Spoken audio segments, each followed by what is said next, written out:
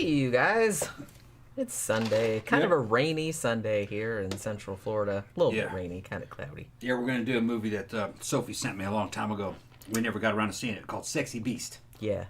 I had seen it before. I actually think I saw this in the theater back in 2000, if I'm not mistaken. Yeah. But you had never seen it No, before. I'd never seen it. Before we start the show, went down, it was at the fucking biker bar over at the Oasis. I was only there for 2 hours.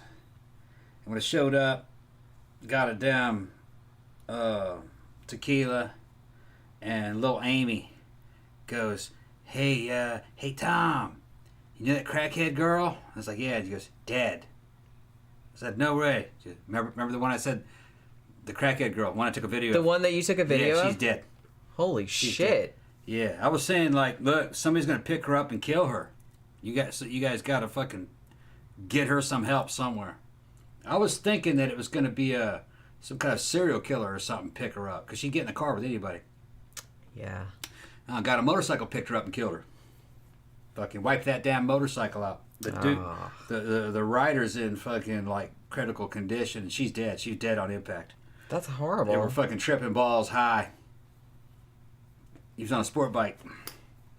Yeah. Don't do drugs and ride motorcycles, you guys. Yeah, I mean, don't do drugs and drive cars either. But, you know. They're tripping balls on fucking methamphetamine riding sport bikes.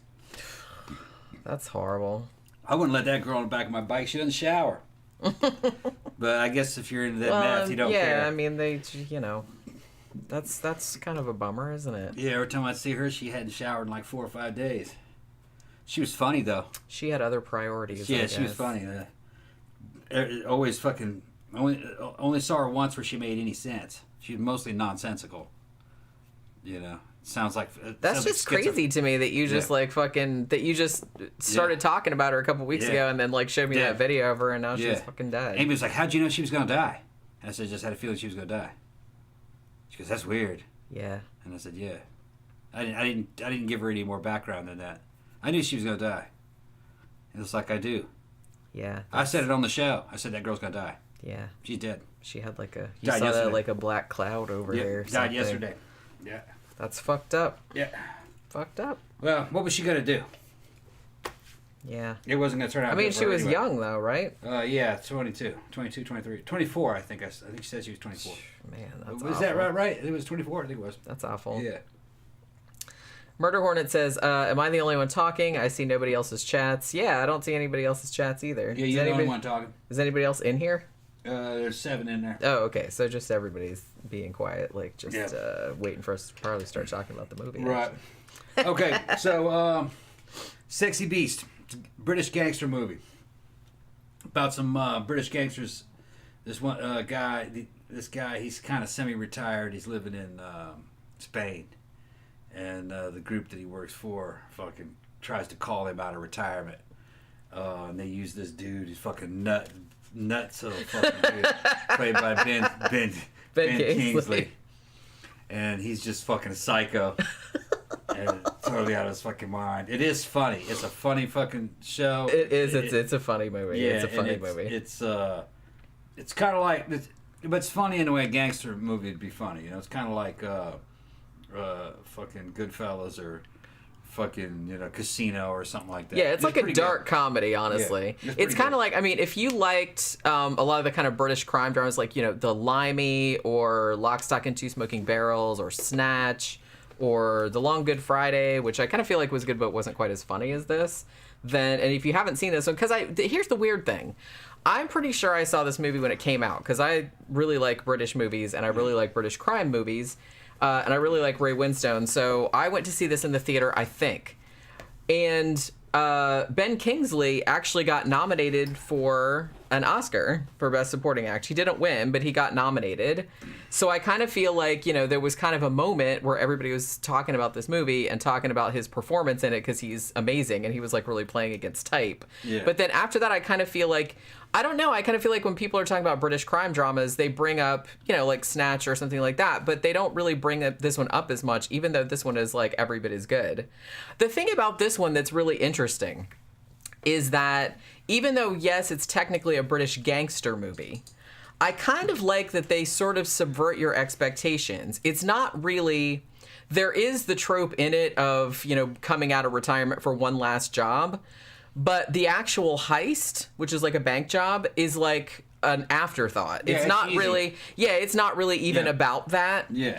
The whole focus of it is basically on Ben Kingsley's character, whose name is Don Logan, trying to get Ray Winstone's character, Gal, to come back into the thing, and like all the fucking psychological manipulation and crazy shit that he does to get him to come back. Yeah, and he's crazy too. He's not some criminal mastermind. He's fucking crazy.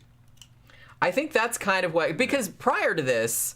I don't really know, because Ben Kingsley, I mean, up to this point, yeah, he played Gandhi and stuff like that, but he's kind of known for playing more kind of like soft-spoken kind of roles, things like that, and I think this is the first time that he had played something like this, like a villain like this. Ben Kingsley will be in a good classy flick, or he'll be in a piece of shit like Blood Rain.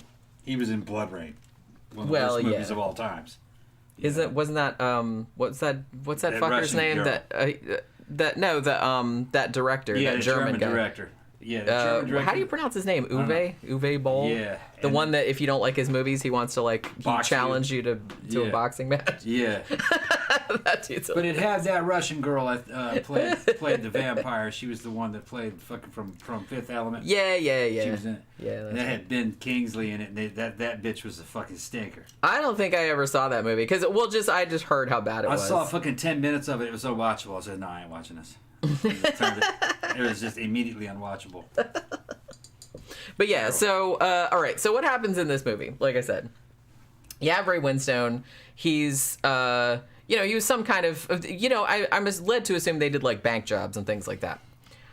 So he's a British gangster, but he's retired now. He lives in Spain in this really, really nice villa. Yeah. With his wife, Dee Dee, who he seems to love very much, genuinely. She is a retired porn star. And they live there, and then they also have these two, like, another couple that are, like, their best friends, H and Jackie. And they have also kind of, like, retired for the thing. So they're, like, very happy. They lay by the pool and, just hang out. And they just don't want to, like, have anything to do with the British crime scene anymore. They're out of it. So when it turns out, the coolest thing I think about Ben Kingsley's character in this is that even before he shows up on screen, you can't wait to see like what this dude is going to do, because as soon as Jackie says, they all go out to dinner one night and Jackie says, I got a phone call, and he says it's from Don, and everybody, you can see everyone's butt pucker. You know what I mean? And it's just kind of like, and so you immediately know that this is a dude that is like terrifying. They're all like terrified of him, clearly. And you don't know why that is. You don't know like what his deal is. But yeah, everybody just sits there and their anus clenches like, oh shit. Because they know very much that it's like, if Don wants you to do something, there's no way that you're going to be able to say no to him, because he is a fucking lunatic. Yeah.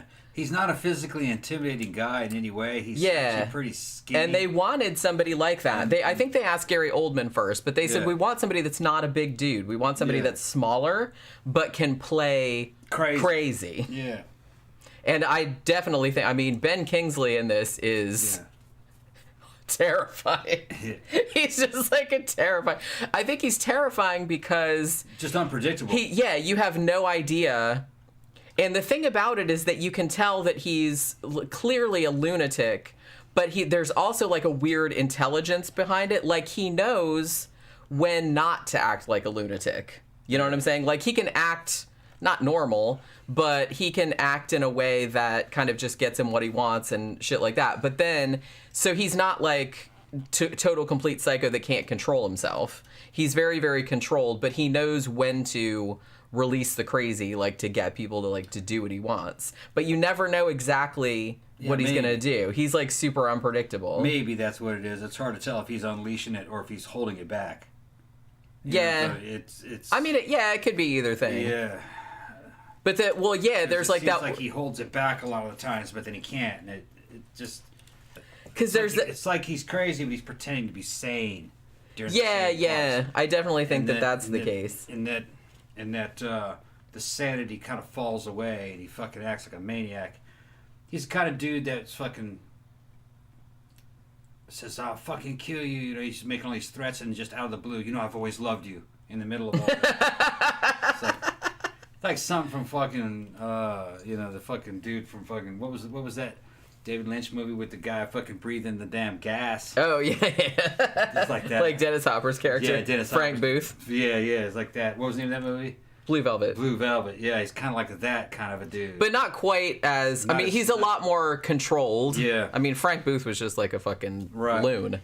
But... Well, this guy's a lunatic, too. It's just not sexual. Well, it kind of is.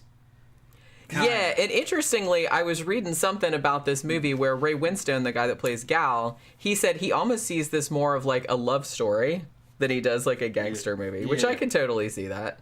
Because it's really, really focused on, I mean, there's a lot of other characters and there's a lot of other stuff going on, but the kind of heart of the movie, the focus of the movie is on this sort of like psychological battle of wills, I guess, like between these two guys, because Gal really, really does not want to go and do this job anymore. He's retired. He's happy where he is. You know, he's just laying around getting fat in Spain, like having good food, laying around drinking. They make fun of him for getting fat with his wife and stuff. Yeah, and then him talking about how his like fucking skin looks like he looks like a leather bag or something. like that. The dude fucking he kept amping up all the insults, and then he started to insult his girlfriend, insult everybody else's wives. And just, you know, like, yeah, I fucked her, and he did fuck other people. And then he'd come back, you know, and then he'd say fucking, and then he was bagging on his wife for being an ex-porn star, and that he'd seen all her videos and everything that she did in those videos, and just he was fucking brutal.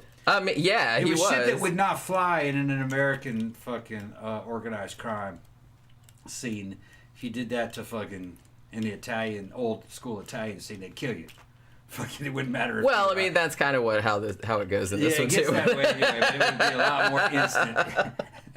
You couldn't do that in the biker world. They wouldn't care what your rank you were or whatever, they'd kill you. I mean, the thing about, like I said, everyone is kind of... I just really like all the scenes where... Because he pretty much, like, he flies there... Yeah. You know, because he calls first and says, "Hey, I want Gal for this job," and Gal's like, "I don't really want to do it," and he's like, "Oh, and I have to tell him that I don't want to do it," and I don't think that's going to work out too well.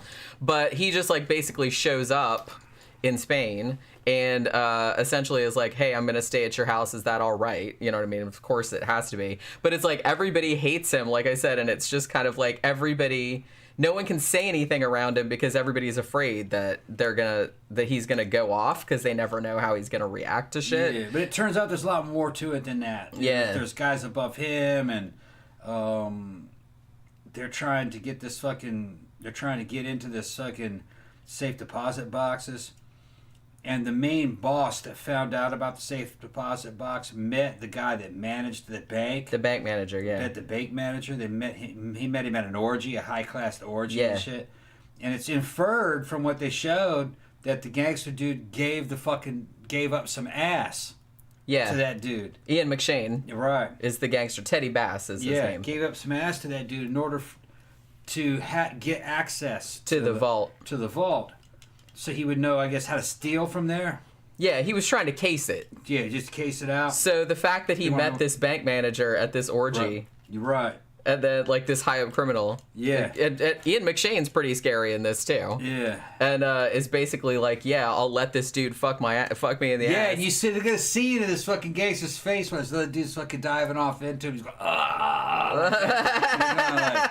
Dude. And he's just like letting him do it, like to get the information. To get the information for the fucking money. Yeah. And then like, man, there ain't no money. But there's no money. That motherfucker, there's no money worth that. I don't know what that dude went through. But then like, just safe deposit boxes. So he goes through that, and then they get the shit. And at the end, it's pretty good. They track that manager down because the gangster convinced that bank manager, I guess, that they were friends. And he goes over his house 5 o'clock in the morning. They knock his ass off. Yeah. And just fucking shoot him. Just in total cold blood. Yeah, to just silence everybody. But it's a pretty good movie. Pretty good movie. Bunch of shit happens in it. don't want to spoil it all. It's not that. Yeah, I don't really want to spoil the end, but I will say one of the things I love about this, and this is actually, I think like honestly, the screenplay for this is like really, really well written. It's and there's surprisingly little improvisation, which will probably be very shocking when you watch it because it seems like a lot of it's improvised, but I don't think it is.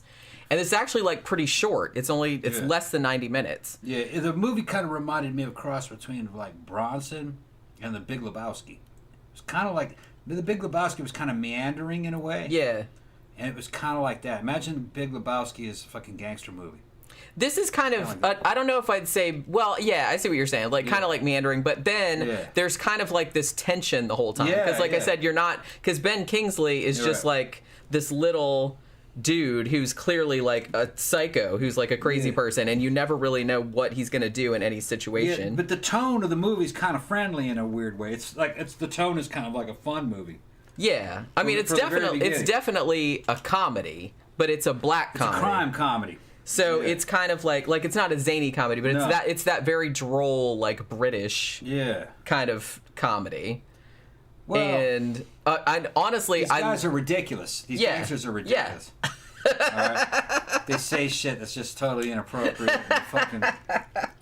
And I had to have the subtitles on. I couldn't understand everything that they were saying. Well, it's like super Cockney. Yeah, I couldn't understand everything. So I mean, so that's what's kind of fun. I mean, I was trying to think of like some of the funny shit that Ben Kingsley says. It's one of the things that made me laugh out loud because I had seen this before, but I hadn't seen it for a really long time. One of the things he says, they're all sitting around in Gal and his wife Dee Dee's living room, and they're all like just sitting there drinking, like I said, with their butts clenched because everyone's afraid to say anything. And then finally, like Ben Kingsley says something to Dee Dee. He says something like, "You have beautiful eyes I never noticed before. They real." Are they real? Her eyes. Yeah. So it's just like he just says like the funniest fucking shit like all the time. It's hysterical. He's a hysterical character.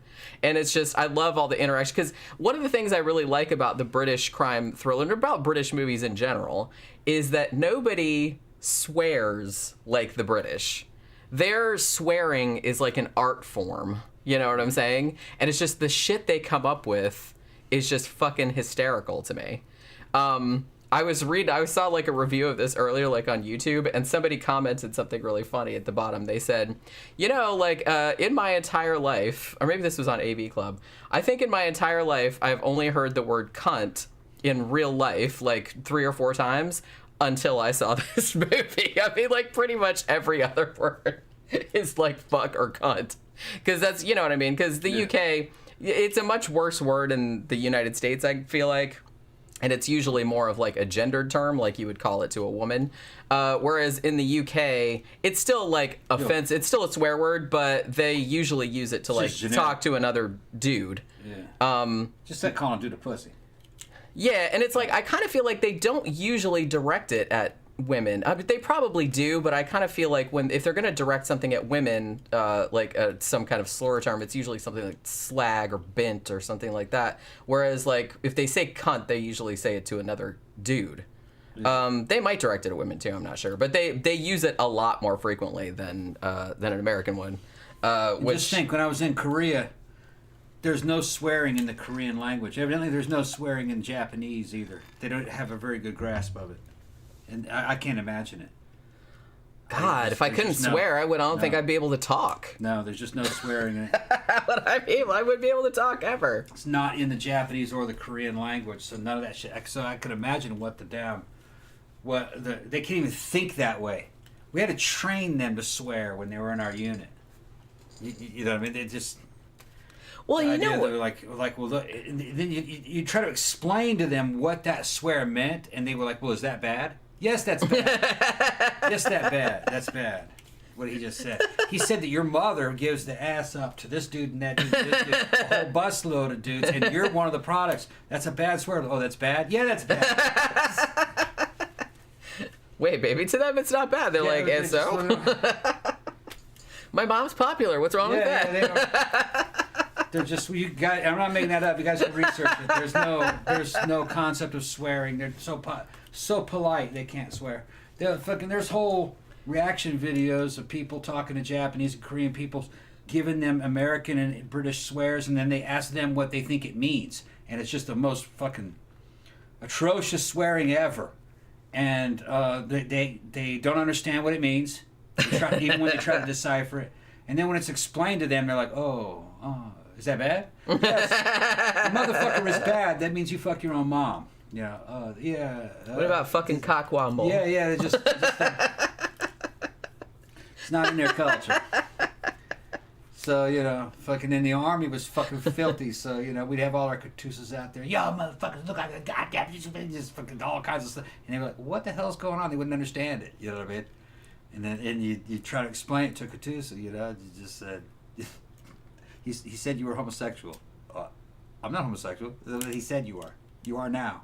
He's made you the homosexual. What? Just, Well, it's like they're just sitting there going, well, why does it matter if he thinks that? Yeah, Maybe that's where they're coming. They're just oh.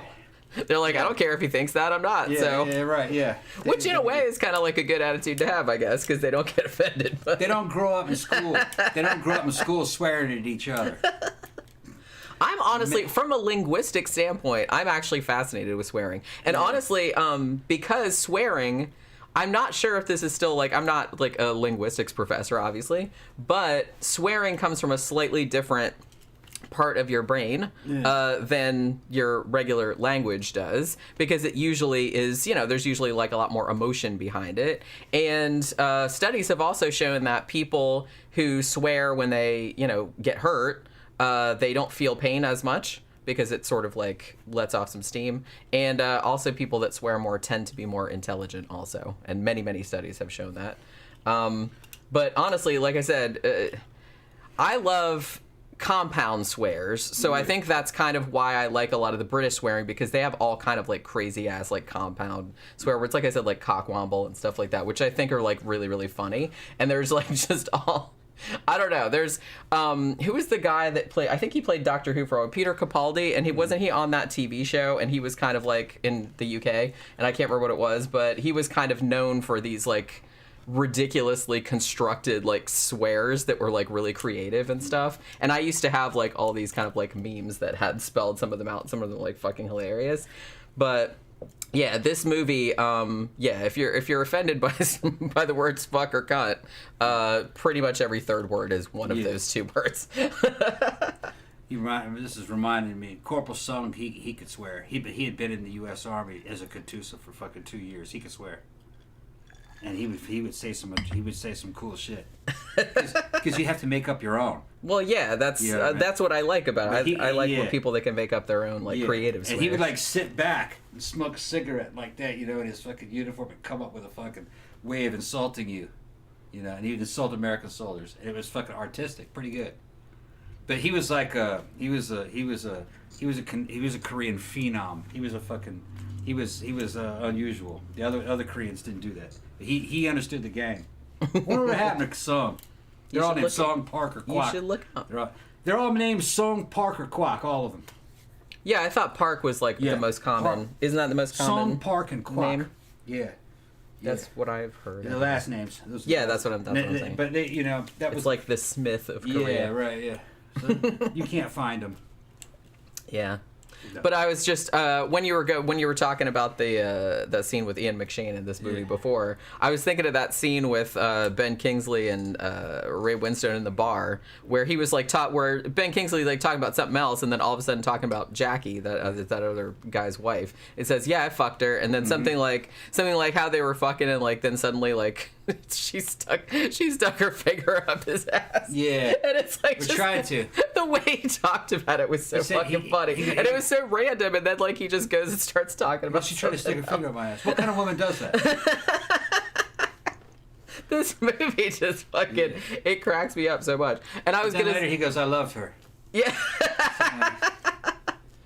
And then because they're trying to imply that maybe he came there not just for to get Gal. He wanted to see her, even though she was clearly also terrified of him. She hated him and was so you're kind of led to believe that maybe was it consensual? No, it was rape. If she that's what I mean. It's Probably, right? Yeah, right. Yeah. I mean, maybe she stuck her finger up his butt, like to get him to stop, or something like that. I'm not really. It was a long time ago. Or he could be making it up. I'm not really. It was sure. also something that happened a long time ago. Yeah. When they were younger, so.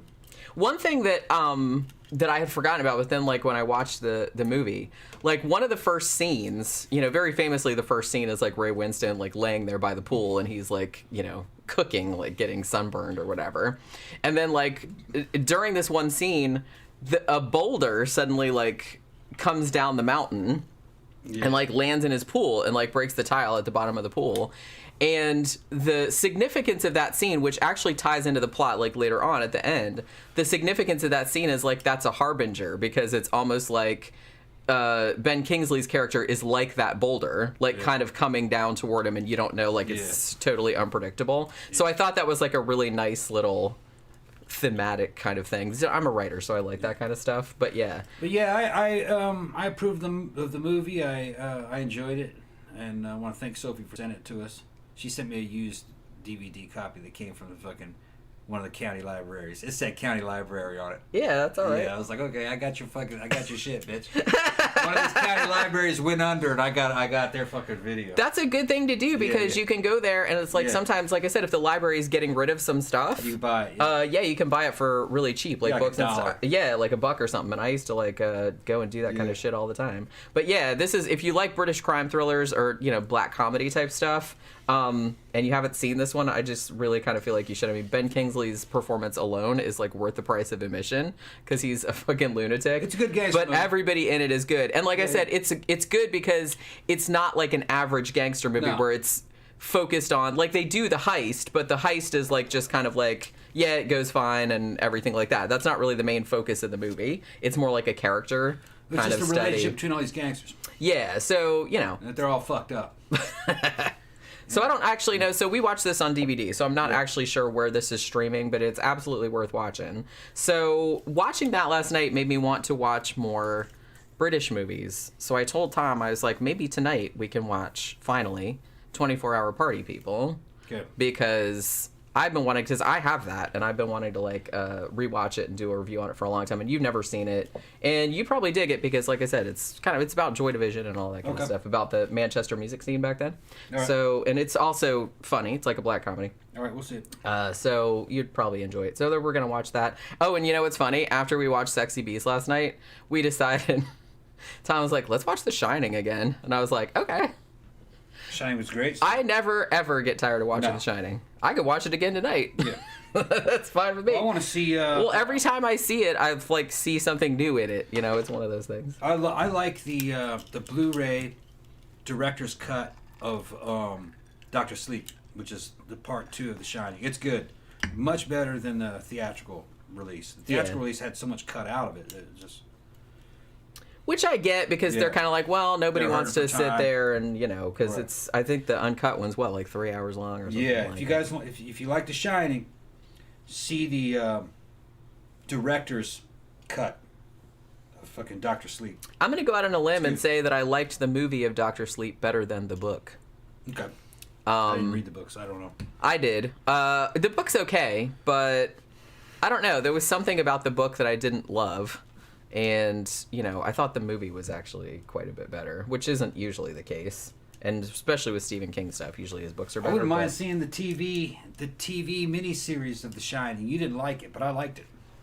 Yeah, something about that really pisses me off. I wrote like a big long screed about it like a while back, just because... I liked it. It was just like the book, pretty much. It was just like the book. That's why I didn't like it. Yeah. Well, it doesn't... It was too literal. Yeah, well, it doesn't make a good movie. No. It doesn't even really make a very good movie, miniseries. But it is a way of, like, remembering what the book was. Yeah. Because it's pretty close to the book. That's, the book is always a little bit better. I've always said... it reads a lot better than fucking when you're seeing it. That's what I'm saying. Book and movie are two different things, and the same thing doesn't work in it. If you're going to make it just like the book, then just read the fucking book. A subscriber sent us a remastered version of the TV miniseries The Stand, and it looks really good. It does, yeah. It looks really good. Yeah, we enjoyed watching that again. They had a free version that came off of VHS on YouTube. Boy, it looked like shit. I was like, man, I can't remember this thing looking that bad.